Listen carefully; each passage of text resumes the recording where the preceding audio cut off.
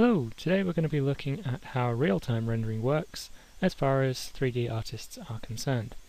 However, firstly I do need to qualify this with I'm only an artist with a limited amount of experience and a limited amount of technical understanding, and although the presentation I'm about to give now is the best of my knowledge and I believe it to be correct, I may be wrong on a few points, so if there are any queries, please don't be hating, just check them out with somebody else that maybe knows a bit better. Okay, firstly, why do we do 3D rendering? Essentially, rendering is making 3D objects into 2D space. We're making points, vertices, models, textures, and we're making them into a picture so that we can display that on our screen. So of course what we're going to need for that is we're going to need objects in the world, and we're going to need a projection reference point where the player is, and we're going to make a sort of window that we're going to be looking through, and that's going to be what we're going to be showing on the screen. So although there's a lot of sort of transformations to convert these from 3D models into 2D space, we're not going to really be looking at that because this presentation is for artists, and artists just don't care because it just works. So let's not worry about that. So the first thing that happens before we send all of our stuff to the graphics card is we try and reduce the amount of stuff that we're sending, and this will just make things easier all around and make things faster. And the way we only select the objects that we want is we assume we need everything, and then we start culling the things that we know we don't need. So the easiest way of culling is to examine the view frustum, which is this bluish sort of pyramid shape that you can see in these pictures on the top left. And we say, well, what's inside of this space and what isn't, and we evaluate that by looking at the bounding box, because that's something that's very easy to read in, very easy to perform checks on. And if the bounding box overlaps with the blue pyramid, the view frustum, then we need to evaluate those still further. But if they don't, we can cull those. So the cheap check is, does any part of the bounding box cross into the frustum? But there are more expensive checks that we can use to try and reduce the amount we're sending, such as are objects occluded. That is to say, is something entirely blocking an object, and if it is, then we don't need to send that. Those checks are a little bit more expensive, and not all engines are going to be doing them, so it varies. Once we've got the objects that we need, and we've converted them into screen space, so they're now we're looking at them like a picture, we can start to say, well, we'd got these objects, but not all of each object is within the screen. So we have these meshes that we can discard many of the triangles. So at this point we start culling the triangles. So the easy ways to cull them is the triangle entirely outside of the clipping area, the screen space, and if the triangle is entirely outside, we can cull them easily. If the triangle is facing away from the camera, we can cull those. We call that backface culling. You might have heard of that. And if there's some that are kind of going through, then we might have to start doing slightly more complicated stuff by cutting them up and creating new geometry that fits entirely inside of the screen, and getting rid of the geometry that we don't need. Okay, once we've got these, we colour them in. And unfortunately that is as specific as I can be at this particular point, but I'll be looking at the different techniques to colour them in just a moment. So there are variations on the themes that I'm about to show you, but what I'm going to be showing you is sort of roughly middle of the road. Okay, but to do that we're going to need to try and understand the data that we're giving the graphics card a little bit more closely. So let's examine what we're going to be giving the graphics card. We're going to be sending it models. Now a model, and these are loose definitions, so these are the ones that I'll be using for this talk, but you may hear other terms for model and meshes and things, but this is what I'll be doing. I'll be saying a model can contain one or more meshes. A model has a position in world space, it has a rotation, and it has a scale. It may also have bones. Okay, why might you need more than one mesh? Well, let's look at meshes now. So a mesh, although it can contain many vertices, can only have one shader. You can think of that as one material. So if you're using something like a multi-sub-object material, that is, if your model has multiple sort of textures, multiple materials applied to that model, then as far as the graphics card is concerned, they're multiple meshes, which means it has to handle them separately. It can't do them in one go. Okay. It may also contain other information such as what level of detail it's at, is it collision, that sort of thing. Okay, so one model, many meshes. Each mesh in turn contains many vertices. So let's look at vertices. So a single vertex contains its position relative to the model's origin. That tells you where that vertex is going to be. They also contain UV coordinates, which you may know from unwrapping. That your UV coordinates are the positions on your texture sheet that you want to unwrap that bit of texture to. And it may contain several sets of UV coordinates depending on what you're doing with it.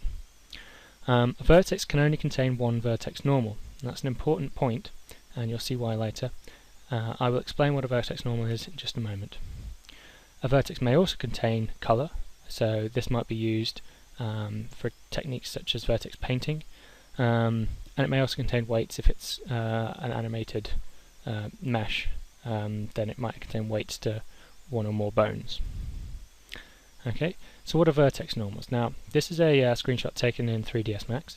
3ds Max users will probably understand the distinction between these two as being the model on the left has two smoothing groups, the model on the right has one smoothing group. Maya users would probably understand the distinction as there's one hard edge on the model on the left and there's one soft edge on the model on the right. That's how we think of this as artists. However, what's actually happening under the hood is you're controlling the vertex normals. In the example on the left, all sets of your vertex normals on the top face are pointing in parallel directly upwards, and this is not in the direction of a light, so it's quite dark. The ones on the side are pointing directly towards the light, so they're an even colour and they're lit, because they're pointing towards the light. The model on the right, however, we can see that where before we had 4 different vertex normals in the middle edge, we now just have 2, and they're sharing those vertex normals, and they're pointing sort of at 45 degrees. The resulting effect there is that the upwards facing face now goes from being black to a little bit more lit, so unlit to being more lit, because nearer towards those upwards pointing vertices on the far right, they're not facing the camera, but as we move along the surface and as we interpolate towards the normal direction of the vertex normals at the side, they're now pointing a bit more towards the light, and that's what gives it that sort of gradient. And indeed, the front face starts off pointing a little bit away and then becomes pointing directly at the light and becomes lightest in the middle, and then is now pointing along the ground, which is not quite perfect, so you get sort of a bulge there as well. And that illusion is what we use to make things appear smooth, even though we're using obviously very faceted geometry. Okay. Something to note is that the object on the left contains, as far as the graphics card is concerned, 8 vertices. That's because the 2 vertices that you might think of in your modelling program as being in the middle are essentially 4 vertices, because each vertex can only contain 1 vertex normal, which means that at each of those 2 points you have 2 vertices. So that's a total of 4 in those middle, and of course the 2 at the sides. Whereas the geometry on the right has only 6 vertices, because there are only 6 vertex normals. Okay. But how do we actually colour them in? Well, hopefully not like that. We use render passes, I suppose. It's a bit of a loose and undefined term, but for the purposes of this presentation, I'm going to call a render pass as a series of objectives that the renderer has to complete, and those are called render passes. Okay, so examples of render passes in sequence, and this is a very simple sort of chain, but you might draw all the geometry that has opaque materials. Once you've done all of that, you might move on to the next render pass, which might be to draw all geometry with translucent materials, and we draw that on top. And once completed, we might take that final result and add bloom in a sort of technique known as in a post-processing technique. Okay, those are render passes, but in order to remember what it's doing at the end of each pass, it stores that information to buffers. So these are some typical buffers that the graphics card uses while rendering at the end of each render pass, where it might record that information. So the frame buffer is the most sort of conventional one. It's storing the sort of the final output. So early renderers would pretty much just have a frame buffer. It's saving what you want the pixel color to be, and when it's finished, then it sends that to your monitor to refresh the picture on your monitor and update that. So the frame buffer contains the sort of final output of colored pixels. The vertex buffer contains information about the vertices that are on your screen. So that's where we keep going to fetch the geometry. Once we've loaded it all up and only got the stuff we're interested in, that's where we store the vertex information. The Z buffer, or Z buffer, records the depth of pixels relative to the viewer. So if a pixel has some geometry in it which is very close to the viewer, then we record a very small number because it's sort of distance from the viewer.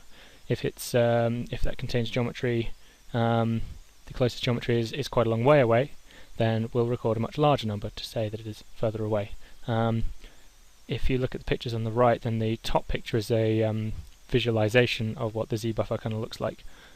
You can see that the objects closer have been shaded, in this case in white, and the objects further away are darker. So the further away you get, the lower the number in that case. The G buffers, typically used in deferred rendering, record per pixel information, so per screen pixel information, such as the diffuse color and the normal direction. So the middle and bottom pictures there are showing the diffuse color and normal direction respectively. Okay, and they're typically recorded to the G buffers. If you like, you can think of buffers as being sort of fast memory, sort of like a scratch pad for graphics cards. It's where they could write their working out before they're finished. So what's a draw call? You've probably heard of a draw call being mentioned. A description that I find helpful is to think of it as rendering one mouthful of data. Okay, so a draw call contains exactly one mesh and no more, and it will typically contain just one light, maybe an ambient light level. So it might be just rendering one particular bit of a mesh, and that's that draw call. And if you've got another light, you might need to draw that draw call again. Okay, draw calls have quite a lot of overhead. So no matter what you're giving it, there's a certain amount of time that it's going to take, no matter how little information you're giving it, and you can't go below that sort of overhead. And the resulting effect is that sending lots of little things is very inefficient, whereas sending a few big mouthfuls will result in much better performance than sending many small mouthfuls. Okay. Therefore, using fewer larger meshes can be cheaper than using many smaller meshes. But other factors weigh in, so you kind of got to be sensible on that one, use your own judgment. We can also conclude that we can reduce our draw calls by reducing the number of dynamic lights which affect a mesh, because in forward rendering a draw call will contain only one light. If you've got multiple lights affecting a single mesh, you're going to have to do several draw calls on that one mesh, and that means reading in that information again and using all that overhead again and again. And there are ways that they do it a little bit better, but on the whole it can be very expensive to use lots of dynamic lights in forward rendering. So does every engine colour them in the same way? Not really, in fact not at all. There are two main techniques used. First one we're going to be looking at is forward shading. So Unreal Engine 3 has historically used forward shading for most of what it does, although more recent updates actually, in DirectX 11 I think, use deferred shading, which we'll look at in just a moment. So what's forward shading? Forward shading essentially tries to take a draw call, take a mesh, and do a single draw call on it, and sort of reach the end result for what that mesh is going to be. So it will, in the case of these objects in this scene at the bottom, it'll read in the cube and it'll try and render the whole cube and finish with it, and then move on to the next thing. So then it renders our this donut and the cone, and then it renders the background. So it tries to do all one to completeness, to each mesh to completeness, before moving on to the next one. This is historically how engines used to do this sort of thing, but obviously it still happens much of the time in current engines too. So shading is performed right from the very first pass, and multiple draw calls are required if more than one light hits a mesh. That means that many lights is going to cause a big performance problem. Benefit here is that we're not recording that much information to the buffers, so it doesn't need a large buffer size, which can be good particularly for mobile and things like that. By contrast, we have deferred shading, which is a different technique, and this is used in, for example, CryEngine 3. Deferred shading attempts to write down all of the information that it's going to need to work out the lighting in one complete pass, but doesn't actually work out the lighting in that first pass. It then moves on to add the lighting in afterwards, and that's why we call it deferred lighting or deferred shading, because it does all of the lighting in the second pass, not in the first pass. So in the first pass, what we gather is the diffused colours, the speculars, the normals, and any other information such as the depth that we might need to work out the lighting. So we record all of that to buffers. This naturally is going to need a large amount of buffer space because of course you've got to record all of this rather than working it out on the fly. So in the second pass we add the lighting by using the information from the first pass. That's the deferred pass. The benefit here is regardless of the number of lights, the geometry only needs to be read in once. We've written down everything we need to know to work out the 50 lights on this scene, so it becomes very cheap to add further lights in, so many lights will not cause a big performance hit. The downside, as I've said, is that it needs a large amount of buffer size. PC hardware generally is fine with this, but mobile, not so good. So what about lighting and shadows? And this is a kind of tricky subject, but there are two sort of approaches to this, trying to get it all to be calculated in real time, and the other approach is try and calculate it beforehand. Now let's look at real-time lighting first, which is kind of the more expensive one, but it's just a little bit easier to get your head around. So with real-time lighting, we're trying to do complicated calculations which we can't afford to do everything we want to do, so we have to start making sacrifices. So some of the sacrifices that typically are made, and this isn't true, for all engines, this is only just sort of general sacrifices that typically are made. So often it is direct light only. That means that there are no bounces or global illumination in most real-time lighting setups. That's because these are very expensive to do. They're typically also only emitting light from a single point in space. If you had, say, a long strip light, then it wouldn't be casting light from the full length of that strip light, it would be casting light from a single point that you have decided where it's casting that light from. The end result is, of course, you end up with very sharp shadows, which isn't ideal. Another typical drawback is that one often only uses what I call binary shadows. They're either in shadow or they're not in shadow. You know, they're either lit or they're not lit. There's no sort of partly lit. So if light were to travel through a translucent material, such as tracing paper is probably a good example, then it would not be reduced. It would either be cast a shadow behind that tracing paper, or it would be fully lit behind that tracing paper. Okay, that's typically one of the sacrifices made. Another example might be monochromatic light. That is, it is only with a single colour. So if you were to cast white light through a red translucent material, it wouldn't come out red, such as stained glass is a good example. And it would not be tinted by, obviously we've already said we don't have bounce light anyway, but some engines are starting to introduce bounce light, and that the better ones, such as Unreal Engine 4, is also introducing light which can change colour, which is rather exciting really. But on the whole, real-time lighting typically makes that sacrifice that whatever the colour of the light is that you started with, that will be the colour that it finishes at. There's also no scattering of light as it passes through different materials and atmospheres, such as through smoke, water, air and glass. All of those things would scatter light, but don't, due to the restrictions of real-time lighting. Again, we're starting to see things like subsurface scattering introducing sort of a faking of light scatter. So these aren't hard and fast rules, but these are examples of the sorts of things that are sacrificed. And also we typically are restricted by only having a few lights, because each light adds to the cost. So using fewer lights will be cheaper. As I've said though, more powerful hardware is allowing engines to do slightly more complicated things. But generally speaking, accuracy is always going to be sacrificed because you've got to work it out every frame. The flip side to all of this is having baked lighting, also known as light mapping. So an example of this is Unreal Engine 3, which uses light maps. Some of the nice things about light maps is that you can use as many lights as you want, and because it's just saving it to a texture, it doesn't matter how many lights it took to create your texture will still be the same cost by the time you start using it in the game engine and running the game.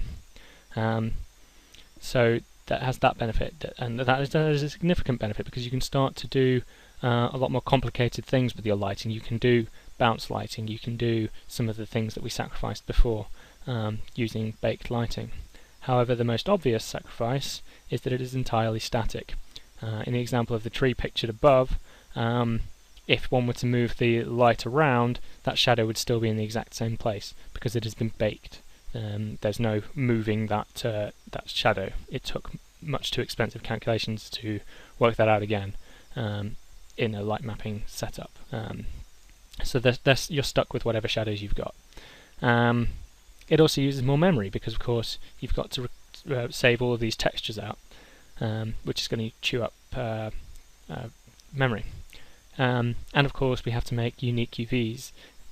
Typically, on the second channel, you would have to lay out unique UVs so that it can generate the texture maps sensibly. We couldn't use our regular unwrap because if we're sharing texture space or going outside of the space on the texture sheet, then we wouldn't be able to record the shadows properly. They would sort of crop up multiple times and it wouldn't make any sense. So we have to make a second set of UVs. And this, of course, is a bit of a slowdown for the artists because they'd have to generate those. Not that it takes too long, but you know, there it is. So in our example of a light mapped scene, it makes sense for all the static objects to have those static shadows and static lighting if the lights aren't moving. But of course, one might expect dynamic objects in your scene, such as characters that are moving through the scene. How do we light those guys up? Well, the way we do that for light mapped scenes is to use light probes. This is one technique, not everything does this, but light probes are points in space that the player or characters can get to, and they record the lighting at those specific points. Information that they hold typically includes the direction of a light source and the intensity of that light source, and they may have multiple light sources as well. So if we look at the big red block on the left at the top, we might record that the intensity of the light is strong and that we've got light coming from above. If we look at the light probe immediately beneath it, that yellow dot immediately beneath it, that we can see is in shadow, it would probably be recording that the intensity of the light is very, very low and that it's just ambient light. There's no direction to the light because we're in a shadow. Okay. As the character would move through the scene, as he passed, for example, from the top one to the bottom one, he would start off nearest that light probe that's fully lit, and as he dropped down from the top of that red block to the front of it, then he would become closer to the light probe at the bottom, and therefore be lit much more darkly. And that gives the illusion that the same shadow that is in the scene is being applied to dynamic elements in the scene. Okay. But how do they cast shadows themselves? Because obviously it's very well having the character lit up, but we would expect the character to also cast a shadow. Okay, well we can do that too. We do that using what's called shadow mapping, not to be confused with light mapping. This is a different technique. With shadow mapping, we're essentially examining the world from a light's point of view. So if you can imagine a spotlight and imagine it facing towards this temple here, we can see if we look at the picture at the top, we can see it's sort of positioned somewhere up and to the left, and it's casting the shadow across by lighting the temple from the left, and the shadow comes across to the right.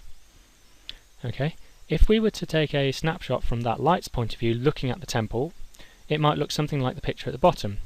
And what we've recorded here in this picture at the bottom is the distance between the light and the temple, and all objects in the scene indeed, although the ground plane hasn't actually been recorded in that picture, but you get the idea. So closer objects are lighter and further objects are darker. The purpose of creating this texture, and this has to be made every time elements move within your scene, you have to recalculate this. But the reason we do this is by taking that snapshot, we can evaluate using transformations. We can say, looking at our picture at the top, let's consider the scenario where we've got a character that's just in front of the temple, or sort of on the left. We can then, using transformations, place that character in the light's eye view, sort of light's point of view picture the bottommost picture, and that would place our character sort of in the bottom right of that picture, so standing at the front of the temple there. And we could read the depth of that character from the light's point of view, and sure enough, what we would read is that they are closer than the steps that the light can see. So because they are closer, we know that they are being lit by this light. Very good, we can light them up. We can also say everything behind them is now no longer lit. They are the closest thing, so everything behind that character should be in shadow. And again, using transformations, we can calculate which points in our camera's eye view, screen space, are behind points in the light's eye view space. And that creates our shadows. Okay.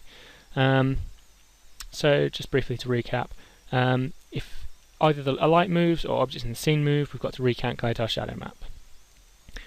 Large radiuses therefore increase the chance that shadow maps have to be recalculated, because with a larger radius there's more chance that something's going to step into the scene, or an object's going to dynamically move into the scene, which is going to mean it's got to be recalculated.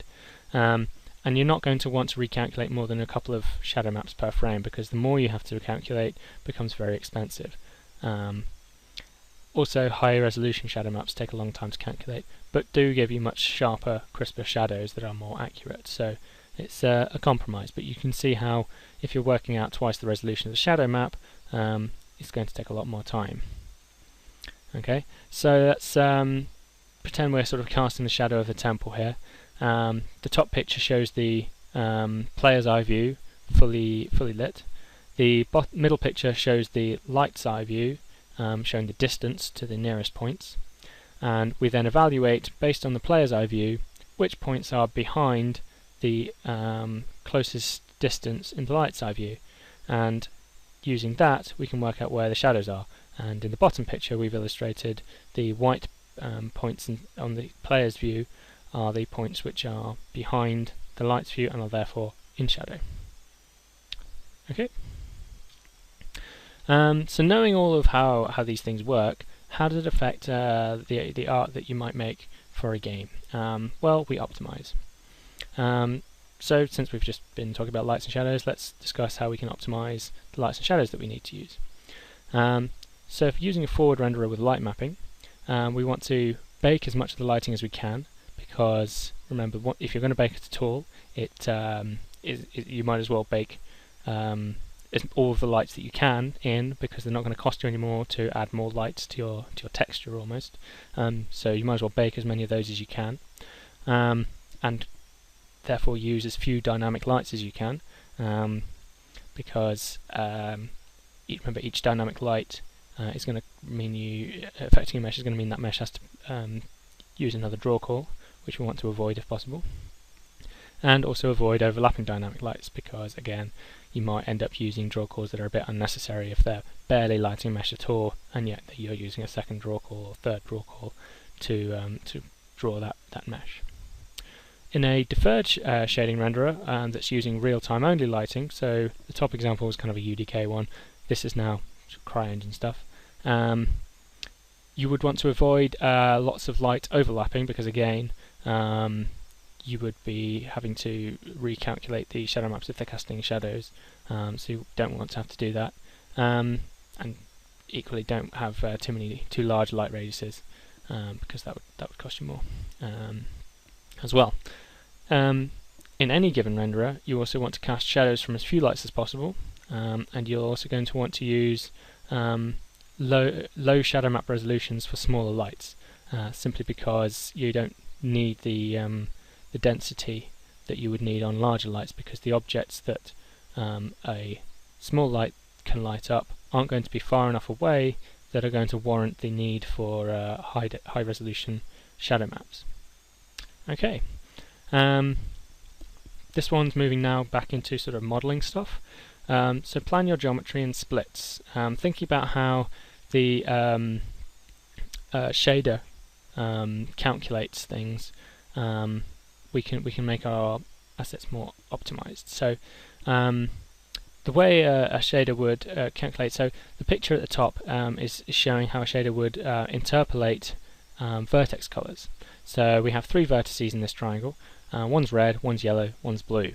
And to calculate the color of each pixel, it would interpolate between them and say, for those pixels at the top left, I'm very close to the red vertex, so they're very red. As we move down along the left edge, we're getting closer to yellow, so our reds become more orange and then become more yellow until they're finally yellow to match the color of that vertex. And this kind of interpolation happens across every triangle for your vertex normals and your vertex colors. Okay, and this isn't free. This costs processing time, but we can speed up the process. In this sort of middle illustration, we've got 2 completely separate triangles. In order to calculate and interpolate the shading for the 2 triangles in that middle illustration, we have to read in vertices 1, 2, and 3, and then interpolate, and then shade vertices 4, 5, and 6, and then interpolate the shading. However, for the bottom illustration, if we were to work from left to right, we could just load in vertices 1, 2, and 3 to calculate that first triangle. But to calculate that second one, we just need to go to 4, and because we've still got 2 and 3 sort of fresh in our memory, we can just read in one vertex, and that'll allow us to colour in the rest of that triangle, to shade the rest of that triangle. And then from there we only need to read in 5, and from there we only need to read in 6. So by having these strips, as they're called, we start to shade in triangles at the cost of sort of 1 vertex per triangle rather than 3 vertices per triangle. So you can see how the bottom one, although it's 4 triangles, it's actually not a lot more expensive than those 2 triangles, because we've kept our strips like nice and clean, so we can just roll over sort of the information from one triangle to another. Okay, so long strips mean we can shade a lot of triangles more quickly. So how do we break these strips? Because I'm afraid breaking strips happens, but we can start to minimize the strips we break and align them. But first we need to understand why breaking strips happens. So the 3 main causes of breaking strips, possibly the 3 only causes of breaking strips, are material splits. So if your mesh uses a different material from a certain point onwards, that's actually a completely separate mesh, so obviously it stops there. So that's actually an extra draw call. The other split type is UV splits. So if you've got texture coordinates, you can see this in illustration C. If you've got texture coordinates that are maybe rotated around or whatever, so in this illustration they've just rotated them 90 degrees, then we've essentially got a split all along where those are. So to keep your strips in one go, they need not to be breaking on your UV coordinates. They also need to share vertex normals. So any smoothing splits are essentially breaking the strip because they're now a completely separate and isolated strip. Okay, so looking now back at this example we saw earlier, the object on the left actually has 2 strips because there's a split because of the different vertex normals. There's like a smoothing split, whereas the object on the right is just 1 strip. Okay, so in addition to the one on the left costing 2 more vertices, it also is 2 strips, so it's going to shade more slowly. So what we want to do is we want to align our splits. Because splits essentially only happen once you've stopped going, you don't sort of stop going twice because you've got a UV split and a smoothing split. We will want to align those. So if you've got separate smoothing groups for separate things, it makes sense to try and keep those splits aligned. But that also means that if you've got a smoothing split, you kind of might as well have a UV split, and conversely, if you've got a UV split, you might as well have a smoothing split if you need it, so it won't be any more expensive. Okay, so you just want to try and line them up so that they match. Importantly, this applies also to if you've got more than one UV channel. For example, let's say you're making a light mapping UV channel. If you've split the light mapping UV channel, then you've made a split.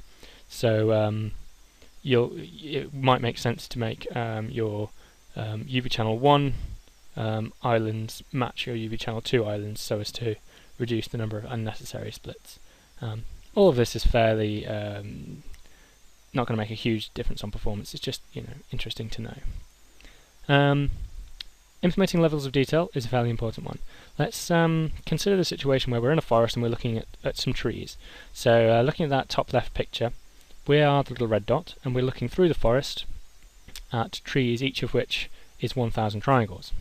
So the tree just to the front and right, and we can see at the bottom left is the screen space view. So the tree that's on the right of our screen view, that's 1,000 triangles, and it's filling about 20% of the screen. If we now consider the 4 trees in the background, those trees are filling probably only about 5% of the screen space, and yet they're using 4,000 triangles. So 4 times as much, but only a quarter of the screen space, which of course doesn't really make much sense. So instead, what we would rather do is have a lower quality version of that model to use in the distance. So that's where we use levels of detail. So these this bunny model has got 4 different levels of detail, and you can see they are vastly different, so their magnitudes different from one another.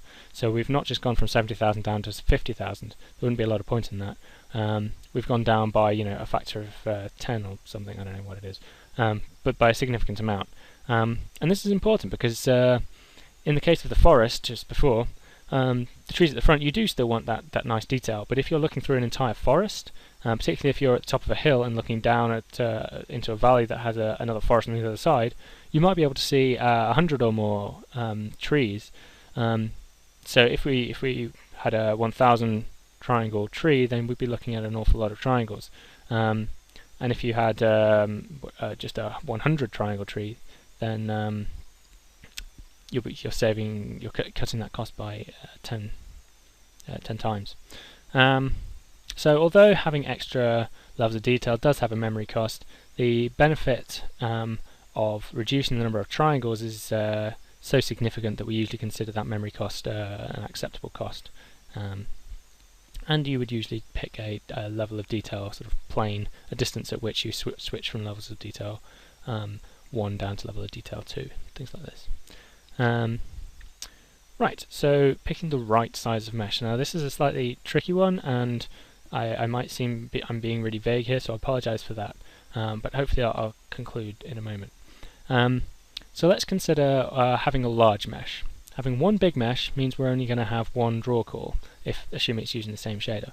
So that's immediately a good thing to do. So one large mesh, in this case, is sort of better than many small meshes. However, because it's a large mesh, you can't cull just part of it using the simplest and easiest bounding box culling technique. You can only cull it using triangle culling, which is a little bit more expensive. So it's therefore good for objects which are in the distance, because you're going to need to see the whole thing, so we don't need to really worry about culling just part of it, or having wasted geometry that we're not seeing. And if you can imagine a situation where you've got maybe the ground is a good example of something that in some ways is bad to have as one large mesh. It's kind of unavoidable, but let's say ideal world you could get away without it. Maybe a castle is perhaps a better example. If you make this whole castle one mesh, that's great for a castle that's on a hill in the distance, because we can see the whole thing, so of course we're going to need the whole thing. But if you did a very expensive castle that you could get up close to, and then you walked into it, then we'd have to read in the entire castle mesh, even though we're only looking from inside of it, looking at just one wall of the castle. So it's not so good for things which are up close. Conversely, having many small meshes is going to mean more draw calls, but as I've said, it's easier to cull. It also has the benefit that you may be able to use instancing, which is quite a useful technique to repeat geometry, and ideally even maybe make a tile set to construct large structures, such as making a tile set made out of pillars, arches, walls and windows would allow you to make that castle using those simple shapes that you can piece together in lots of different ways. So it offers flexibility, and it also reduces the amount of memory used because you're repeating the same models again and again. So tile set instancing, as I've sort of just described, allows the artist to introduce variety.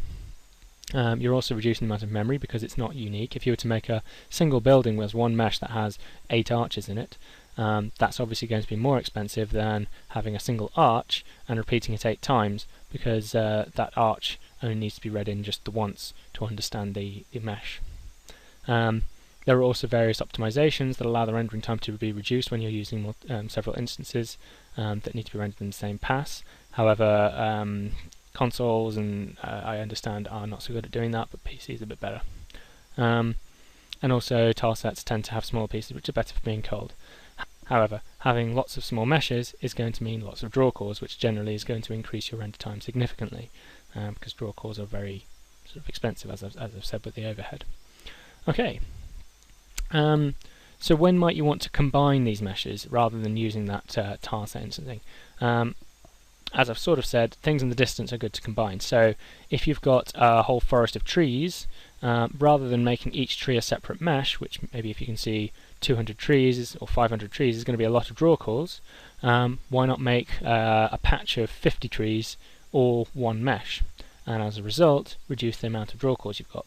And UDK actually features a tool to allow you to do precisely this thing, and they show you that in the case of this building that they've constructed out of I guess 10 separate pieces that they're reusing, so perhaps the building itself, maybe the staircase, that solar panels are they, or windows, whatever that is on the top, skylight maybe. Rather than it being 10 separate meshes, they're now one mesh, which is going to mean they're only one draw call, and that's perfect if it's a long way away or even a medium distance away, to reduce the number of draw calls.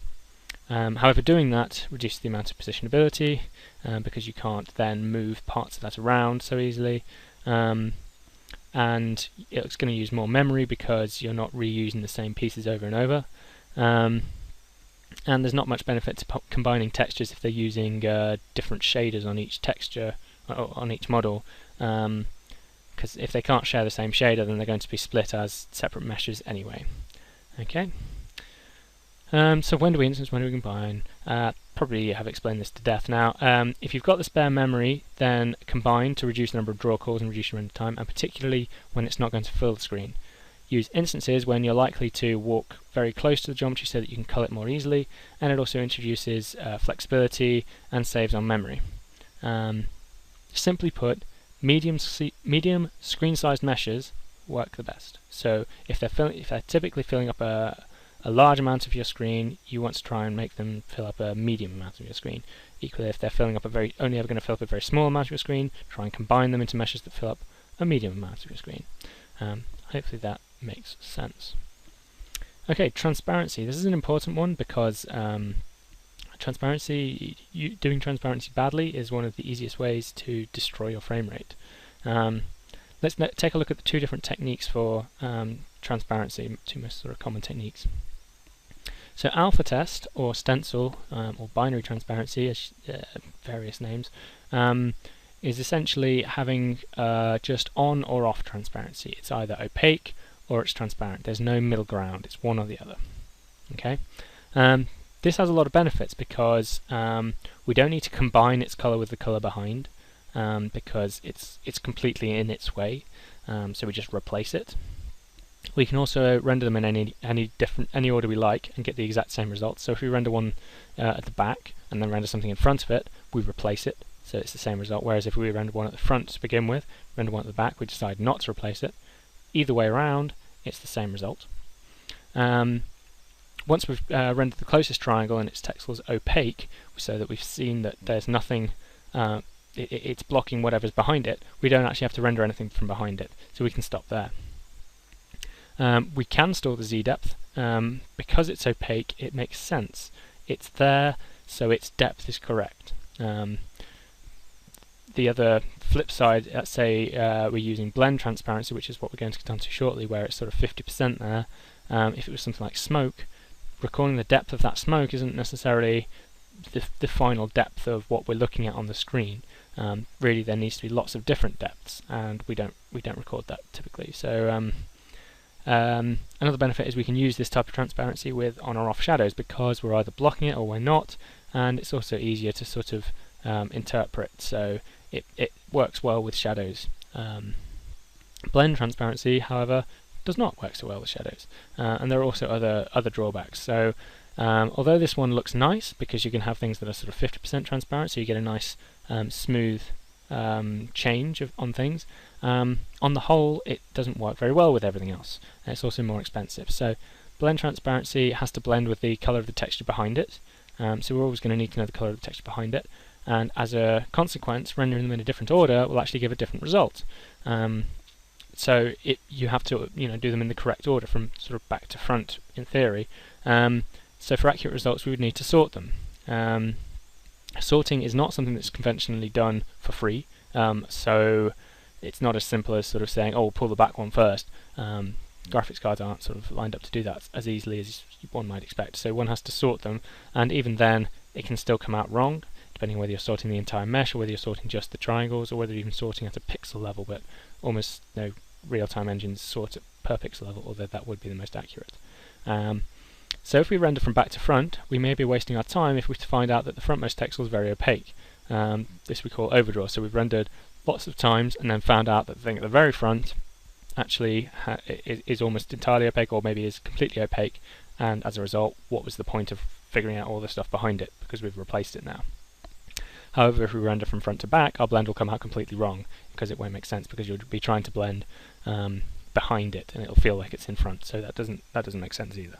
The z-depth doesn't make any sense, because if there are triangles at many distances, which distance do we record? If it's smoke, then there might be 5 layers of smoke and a brick wall behind it. So what we tend to do is we just record the depth of the brick wall behind it. We just ignore it for those purposes.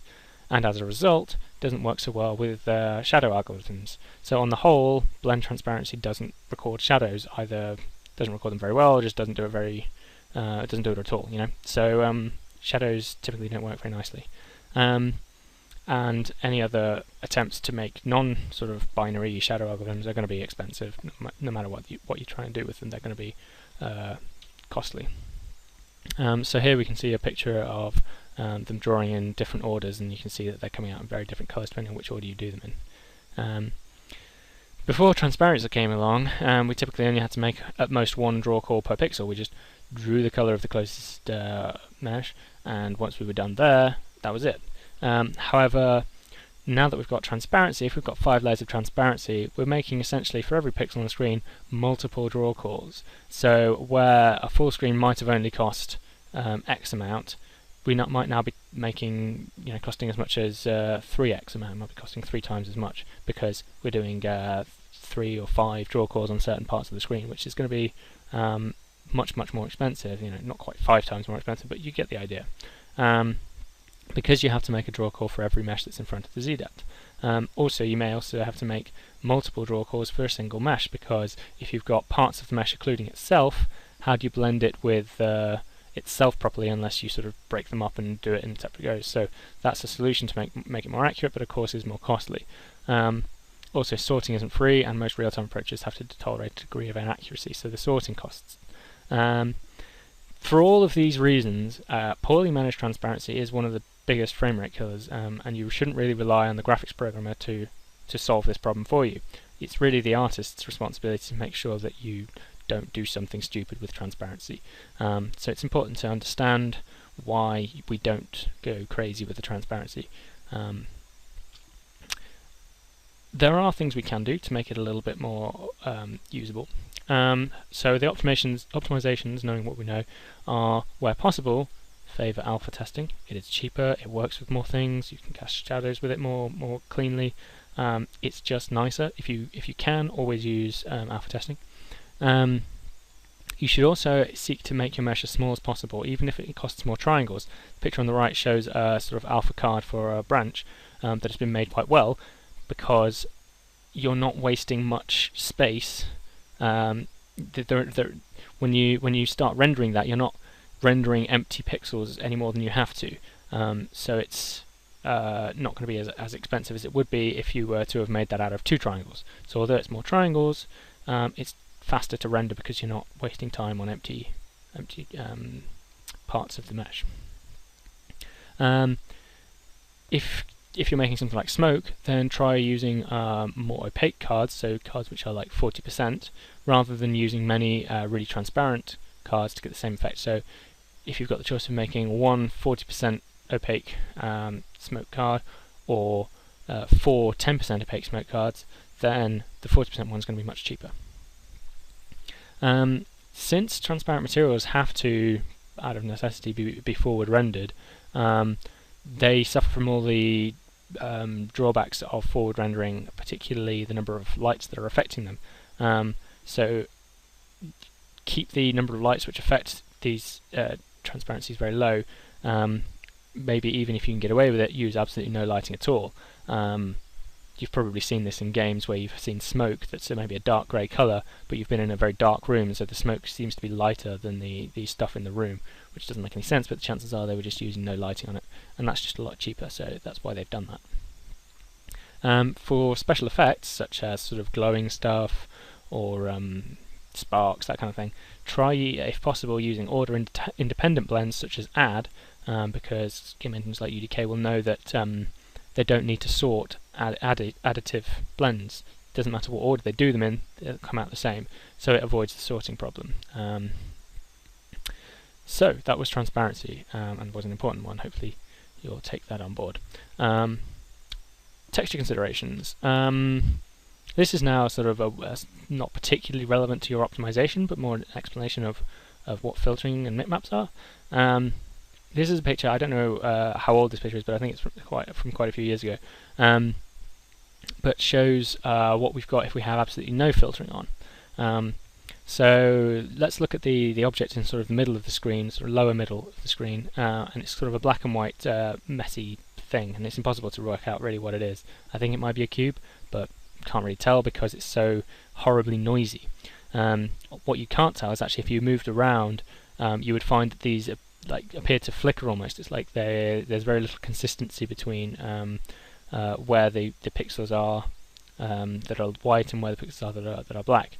And you could think of it perhaps as though a material like a checkerboard has been placed on it, and we've sampled from that checkerboard 1 pixel at a time, and it's either been white or it's been black. We never sampled grey. But what we probably really want to better represent that would be grey, because we would be finding sort of the average of those pixels. But we only ever read in 1 pixel from a texture at a time. So if we can imagine that in the picture in the bottom, the screen space on the sort of diagram on the right is the size of the pixel. But what we actually need to read, is because this object maybe is a long way away, is we need to read 1 texel from the texture that is sort of much larger, and might actually be on the texture sheet 10 pixels by 10 pixels. So I suppose what we could do is average those 10 by 10 pixels, but that would mean reading in 100 texels just to render 1 pixel, which is madness really. So you wouldn't do that. Instead, somebody came up with the bright idea of using bitmaps. So with a bitmap, what you've got is the same picture at multiple different sizes, which can be thought of as being a sort of shorthand way of writing down the average of a number of pixels. So for the picture that is half its size, every time we sample that, it's a little bit like taking the average of a 2 by 2 space on the texture sheet. If we use a size even smaller than that, 1 texel sample would be like a 4 by 4 space on if it were the full size thing. So although it uses more memory, it's matching the size on the screen to the relevant MIP size to pull a sort of averaged colour and maintain a much more stable image. So it prevents that sort of noisy, horrid thing from happening where you get this sort of almost buzzing and lots of they feel like marching ants and things where they're sort of going up and down, not quite straight lines. You've probably seen it but not really know really what it was. But if you've seen it on a texture thing specifically, then that would be perhaps because they weren't using a good filtering technique, or they weren't using bitmaps. So that's filtering and bitmaps. When we use bitmaps, of course, we're essentially pulling in, because we're kind of averaging down to save the smaller texture, we're averaging a large space. If we had something like this tree branch and it had a black background, what we would get is we'd be pulling in blacks and they'd be bleeding into our greens, and that makes this sort of halo around it, this fringe that is black. And that's not really the fault of, that's not that you've drawn the opacity wrong on the alpha channel, it's probably just sort of a MIP thing, or it's like an accuracy thing. So instead, choose a color which is more suitable to the texture, and that way, when it MIPs down, it will still be a correct representation of the color that you wanted. So in this case, picking green as a background is going to be a better thing to sort of blur with it. The same logic applies to putting together UV islands that are too close. If you put a part of your texture space that's blue right next to a part of your texture space that's yellow, then when you MIP down, they'll start to bleed into each other. And as a result, we tend to try and leave padding between UV islands. So as a rough guide, like 4 pixels on a 512 textures, probably fine. And you can actually get away with slightly relatively closer padding for larger textures. So 6 pixels bleed would be probably plenty for a 1024 texture. And these aren't exact numbers, but they're things to play around with. So use a suitable background color, or better yet, actually try and make a Photoshop action which sort of takes your existing texture, places it underneath, and blurs it, and that way you'll get a much more representative color being your sort of background color, because you're blurring it out from the original texture. Okay, so what texture resolution do we need? Well, interestingly, until you actually hit the video RAM limit on the graphics cards, having large texture sizes doesn't make a huge difference to frame rate. I think somebody did a study where they tried the differences between using the lowest texture resolution and the highest texture resolution on a card where it wasn't hitting the VRAM limit, so it was a fairly capable card, and using the lower texture resolutions in Crysis, I think it was they were playing Crysis, only made about a 1% increase in frame rate, so it's pretty negligible. However, if you do hit that VRAM limit, your performance will plummet significantly. It'll be like going off of a cliff. You'll get these very sudden sort of stops, and the reason for this is because it's got to read in new textures from your memory rather than its own video RAM. So it's reading it from your RAM rather than your VRAM, and that is a very, very, very slow process as far as graphics are concerned. So you really want to plan to avoid ever hitting that limit ever, and you need to plan first rather than hitting it and then realizing, oh darn, I've not really thought this one through and I should never have used such big textures or whatever. So it's better to sort of plan for that. If you know you're going to need a lot of texture space in your scene, try and find ways to avoid hitting that, so reducing the texture sizes or whatever it may be. However, what happens in the situation where you've got loads of VRAM spare? You might as well use big textures, right? Well, consider this. The renderer will always choose a MIP level that's appropriate to the screen coverage. So in the case of this satellite picture, if this satellite is never bigger than I don't know 256 pixels on the screen, and let's say this is a 512 image, it looks about that, then it's never going to actually use the 512 image. So there will be precisely no purpose in having it at that larger resolution, none whatsoever. It'll never even use it. So you're not going to get any better picture at all by having a higher resolution texture if it's never going to be that big. So you don't need to go crazy on this. And also you do need to worry that if in the future you do reach the VRAM limit, then it is really disastrous. So don't use big textures just because you can. Just be sensible with them, I think. So try to judge the resolution you need based on the actual gameplay.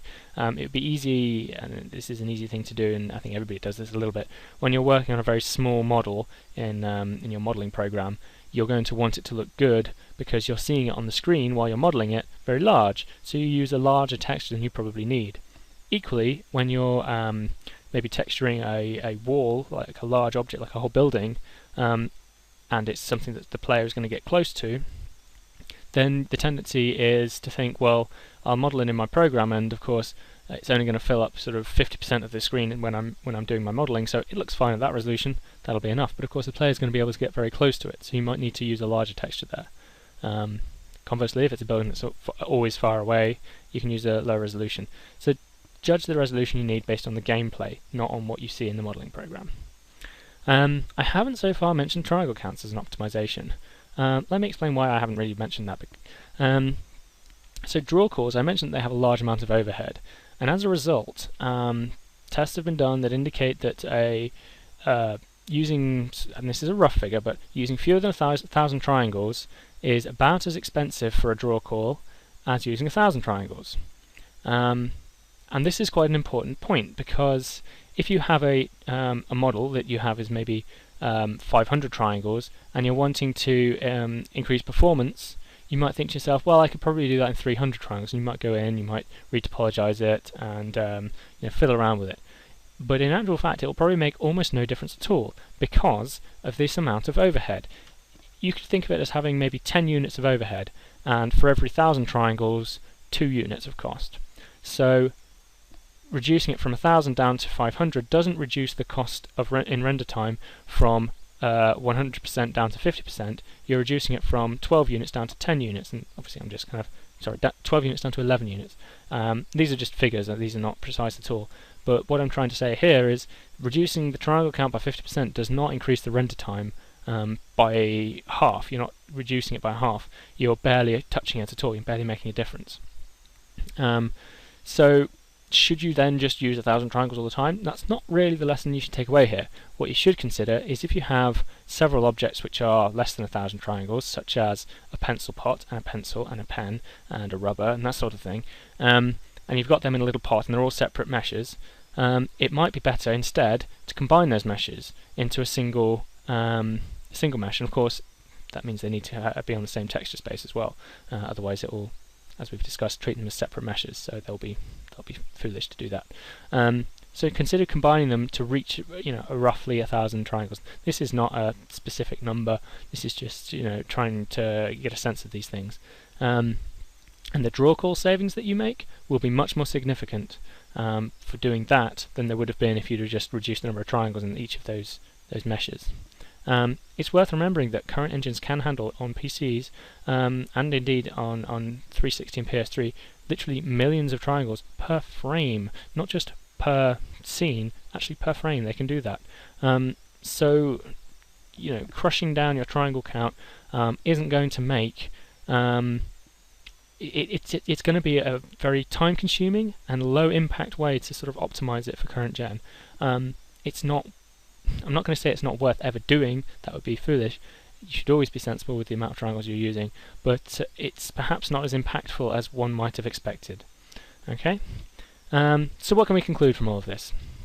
So the most important optimizations for frame rate are to try and limit the expense of transparency. That's the biggest one. That if I can force one point at all from all of this presentation, it would be sensible with transparency.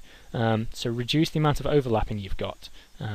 To use fewer cards where possible and reduce the amount of space they're using to only the space that they've got something on. And also favour stenciled given the choice. Also to improve your frame rate would be reduce the number of draw calls wherever possible.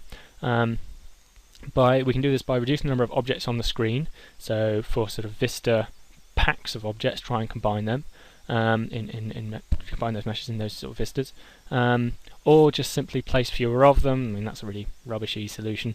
But perhaps even plan your scene to occlude them in some way. So going around corners is a nice way to stop them.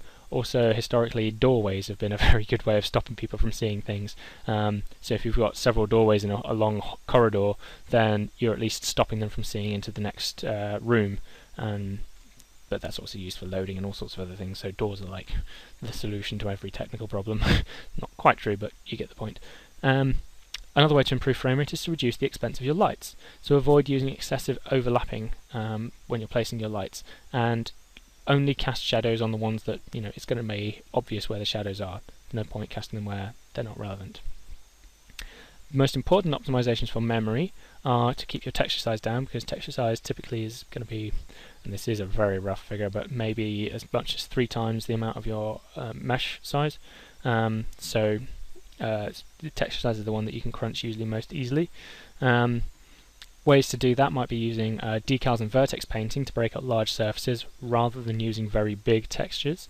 If you've got a brick wall and it looks really boring having the same brick thing, rather than painting in a little bit of grunge in the lower left and the top right and making it like a massive texture so that you don't see that all the time. It might be better to go for something that's a little bit more repeating and tiling it and using vertex painting to break it up. And that also means it's easier to do in the sort of artistic workflow, because you can just paint it where you want it rather than kind of guess where you might want it.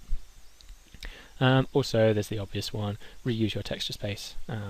That's a fairly straightforward one, so that you don't have to make lots of textures that are pretty much doing the same kind of thing. Another memory thing is going to be using instancing. That will help a bit too. Okay, that's pretty much the end of this presentation. Thank you for listening. Just quickly going to show you the references. These are the things that I looked at. I'll leave this up for just a moment so you can have a look at those. And I have also used pictures from the internet, and I'm sorry, but I did not record where all these pictures were. I appreciate everyone who's done these beautiful diagrams that have helped make this presentation that bit more useful. So thank you for those, and please accept my apology for not crediting you properly. But I am doing this presentation for free, and I found those pictures off the internet for free. I wasn't taking them off of paid for stuff, so please don't shoot the messenger. Thank you very much to you people. If you guys are interested in reading more on optimization and this sort of stuff, there's a CryEngine 3, a couple of good pages on that, and an Unreal Engine 3, a few good pages to look at for optimizing for those particular engines, but a lot of what they say applies to other engines too. And of course Wikipedia, because Wikipedia knows everything, so if you want to find out more stuff, Wikipedia is always the place for further reading. Thank you for listening. I hope this was helpful. Bye-bye.